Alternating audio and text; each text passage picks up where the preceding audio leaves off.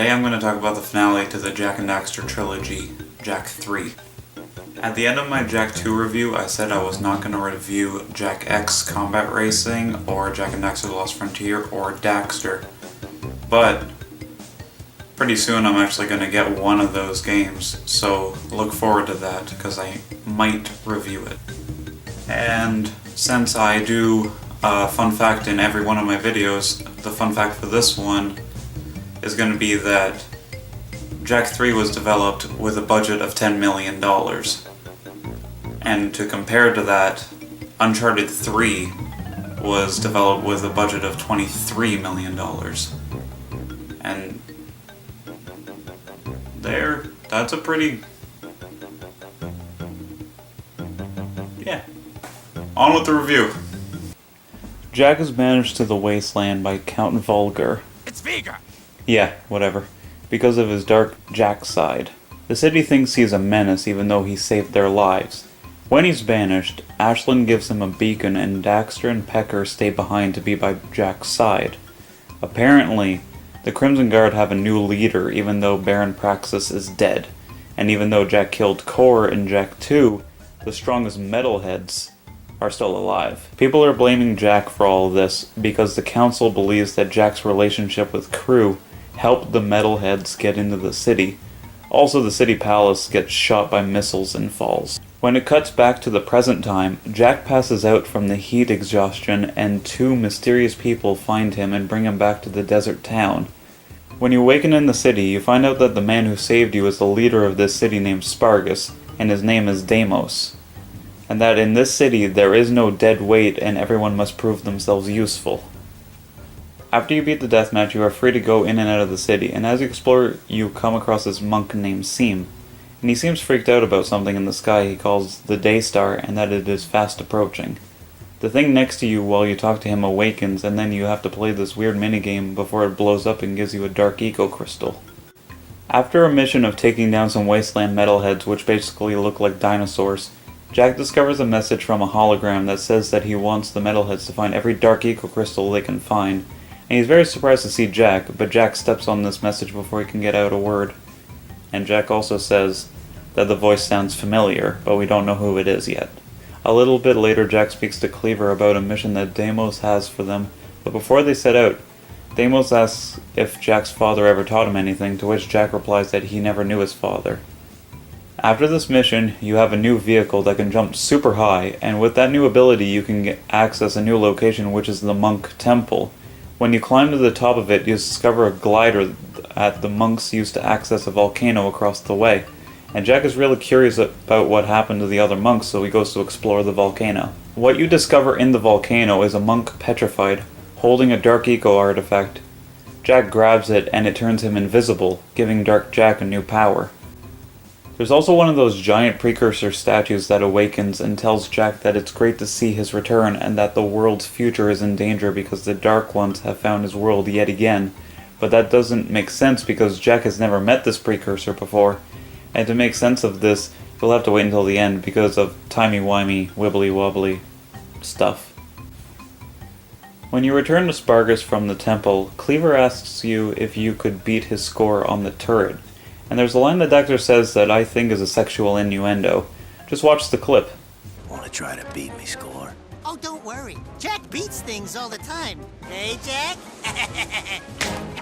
Like, it's either a joke about him beating up Daxter for being an idiot, or it's a masturbation joke. What is this game rated? T? Yeah, okay. After you beat his score, Cleaver gives you a light eco crystal, and then you have to head over to the combat arena to do one more battle to the death. But you encounter Sig in the arena, and he lays down his weapon because he doesn't want to hurt you. Deimos gets mad at this and tells the guards to seize you both. Deimos contemplates throwing you both out of the city, but he thinks about how loyal Sig has been to him by being a spy in Haven City, and that he can redeem himself by going to kill a bunch of metalhead eggs. Jak asks about Sig being a spy, and Sig says that he'll tell him about it later. After that mission, you have to go to the Oasis where Ashlyn is waiting for you, and she's asking you to come back to Haven City so you can help in the war that's happening because they're losing bad. According to her, Viger is drunk with power and doesn't know what he's up against. She gives Jak the hoverboard saying it was from Kira and that Jak should remember who he is, while she puts Mars' seal in Jak's hands. Using Mars' seal, Jak can go deeper into the monk temple where he gets a new light power. The area surrounding Jak also looks like the catacombs they saw in Haven City after the palace fell. Using Mars' seal, they use the car to go through the catacomb railway and wind up at an abandoned eco-mine. When Jak gets to the end of the mine, he encounters Count Viger, who admits that he's the one who attacked the palace because he needed quick access to the catacombs because he needed the power of the precursors to stop the Daystar in the sky. He starts ranting about how he's going to become the light that destroys all shadows, to which Daxter asks him if it's okay to just curl up in the shade sometimes and watch women go by in bikinis. He even says that he gets a special tingle feeling in his tail. Yep, still rated T. Count Viger proceeds to say that he has control over the power of the Ancient Ones and sends a precursor robot after you. After you go up from the mines to Haven City, you run into Samos and Kira, who says that Viger has force fields up all over the city, and to get to that side to meet up with them, you have to go through the sewers. After you emerge from the sewers, you go to the Naughty Otzel, where you discover Torn has turned it into his new southern headquarters for the war happening in Haven City. He tells Jak that they are completely cut off from the northern side and that Crimson Guard robots and metalheads are attacking them on both fronts and they're losing bad. The hologram from before appears again and Jak realizes that it's actually Errol, but he says that he's gotten a few upgrades since they last met and that he's pure metal now. After doing a few more missions, you eventually get the ship unlocked to go to and from the desert. There you run into Sig again, take out a few metalheads, and when you are returning to Spargus, Jak and Daxter asks Sig what Deimos has to do with Haven City and what he was spying for. Sig explains that Deimos sent him in there to look for something he had lost, but that's all they get out of him. When you get to Spargus, Deimos talks to Jak about how it's difficult to be a leader sometimes and that Jak is beginning to be one of the best warriors and that he must not lose him like he lost his son. And from that, I think you can conclude that Deimos sent Sig into Haven City to find his son. Eventually you go to Haven Forest to look through the astral projector to see what the Daystar truly looks like. There's a voice that's telling Jak that the Dark Makers used to be precursors, but their exposure to Dark Eco changed them and they started taking over worlds and now they want to take over Jak's world. It also says that at the center of the planet there's a planetary defense system and it's the world's only chance at surviving. Everyone agrees that Jak is the perfect man to lead the expedition into the catacombs when Count Viger shows up, says that he'll do it himself, and Ashlyn fires him instead. Ashlyn realizes that they can't hold off on attacks forever, so Jak has to shut down the war factory. To do that, he's got to get into the power room to turn off the security. But to do that, he's got to go down into the sewers and turn off a switch so he can access the power room. After getting to the power room, Jak reminisces about Vin, to which Vin reveals himself. When Jak thought he died in the Metalhead attack in Jak 2, he actually put his brain inside of his own computer. With his help, you unlock the war factory and go there to take it down. After getting through it, you encounter Errol, but he explains that he's actually working with the Dark Makers to destroy the world. But Jak stops him, but Errol escapes through a portal. Before going to the catacombs, instead Jak goes to the monk temple to get one last light power, the power of flight. With this new power, you find Seam holding the most important precursor artifact, which he gives to Jak, and then he thanks Daxter for apparently being able to see his creators. After leaving, Deimos says that Spargus is under attack from the Dark Makers, so we have to hurry back and defend the town. After defending the town, Deimos gives you the last battle amulet and says that it's a beacon, and if Jak ever needs help, to call and they'll be there. At the same time, Deimos also says that he was once the leader of Haven City, and that Baron Praxis betrayed him and banished him to the wasteland. When he returns to HQ, Ashlyn has a plan to go take on Errol before he can awaken the Darkmaker ship, and is to put Torn and Jinx on a ship with explosives, and Jak has to protect them because those explosives are going to blow up a Darkmaker nest. When Jak catches up with Errol, he discovers that Errol has already awakened the Darkmaker ship and that Jak is already too late. Errol escapes again and the nest proceeds to crumble apart. Now it's time to finally get to the catacombs, and the best place to get to the catacombs is on the Metalhead side of the city. When Jak gets there, he tries the beacon Deimos gave him, but it seems like it's broken. Deimos shows up later though and saves Jak and Daxter's lives. After getting through the Metalheads, they get shot by an explosive and the car lands on Deimos. Deimos then says in his dying breath that he wants Jak to find his son Mar and hands him an amulet and says that Mar is wearing an amulet just like it. Jak realizes that Deimos is his father, and it's right when he dies. Count Vigor shows up and tells Jak that he took him from Deimos to harness his eco powers, but then he lost him to the underground. He then thanks Jak for showing him the way to the catacombs, and Jak has to race him to the end. When Jak reaches the end, the precursors offer him the gift of evolution to become a precursor as well, but Vigor points a gun at him and demands that they change him into a precursor instead. They give him the power and then discover that the precursors are actually Otzels. Vigor realizes this and turns into an Otzel himself. Jak then goes after Errol after the precursors destroy the Darkmaker ship with the planetary defense system. Jak beats him, and when everyone gathers around to celebrate, the precursors give Jak the option to go with them to explore the universe, but he stays behind to be with Daxter.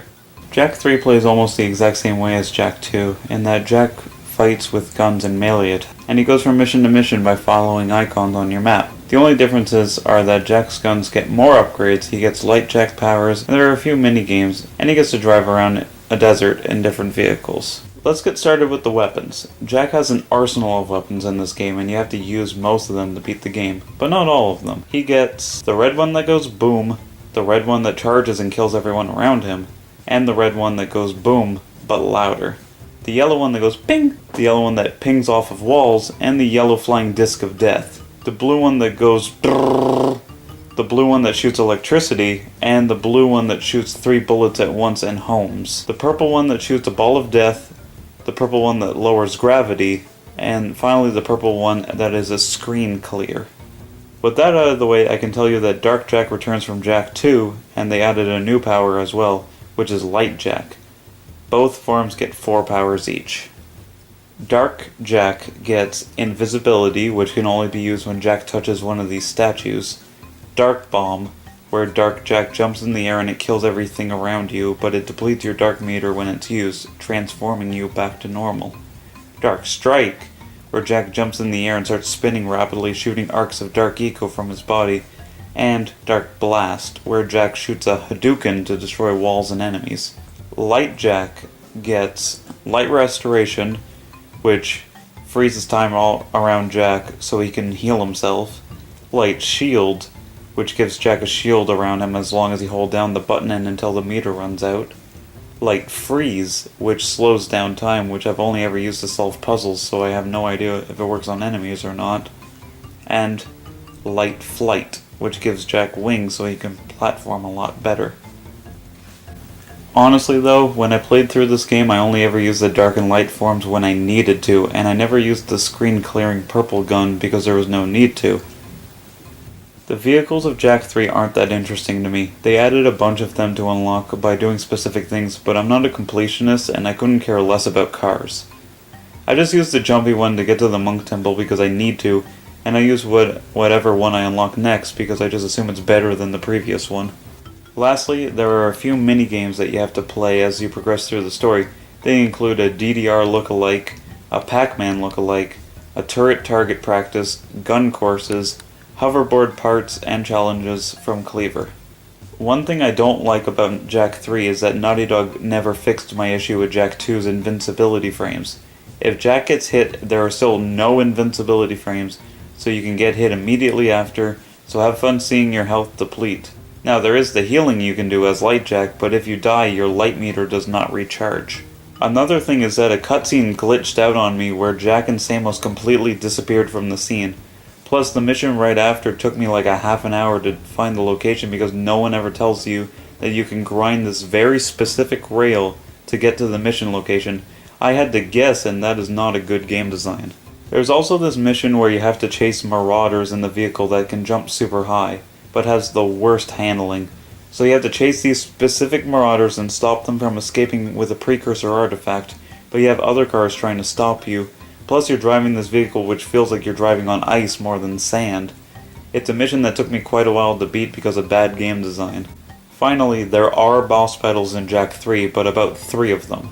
One is against a precursor robot, the next is against Errol, and the last is against Errol again, but inside part of the Darkmaker ship. These are all very easy boss fights as well, and kind of disappointing. While Jak 2 had a lot of blues and dull colors of Haven City, Jak 3 somehow managed to make the game even duller in its environments. Now, don't get me wrong, the deserts are well made and the sand effects are awesome, especially for the time it was made. The problem is that most of the game takes place in the desert, and I don't like that. It is very boring to look at. A nice way they could have fixed this issue is to add an oasis or maybe some statues to explore that have been buried by the sand. Really, anything. Sparga City isn't that interesting either. Unlike Haven City, which is this building city with things always happening, Sparga City has nothing going for it, which I guess makes sense because it's a poor civilization that is just trying to survive. One thing that the Jak and Daxter games have not had is good music. Good melodic music. Something that you can just kinda, just jam to. They have good atmospheric music, but I can't remember any of them, and to me that's kind of disappointing, and it's probably one of the only things I don't like about this game. In the end, Jak 3 is still a good game, but it's not as good as I remember it. It's got a really great in-depth story, full of time paradoxes, and some really interesting twists. However, the gameplay is not all there, because going from mission to mission, there's nothing to do. It's just do the mission, go there, do the mission, go to the next one, rinse and repeat. And in the end, that just comes off as dull. So, to conclude the whole trilogy, Jak and Daxter the Precursor Legacy is still an amazing adventure. Jak 2 was a good surprise that I used to not like, and Jak 3 is a game that I used to like and now not really, but it still has an amazing story.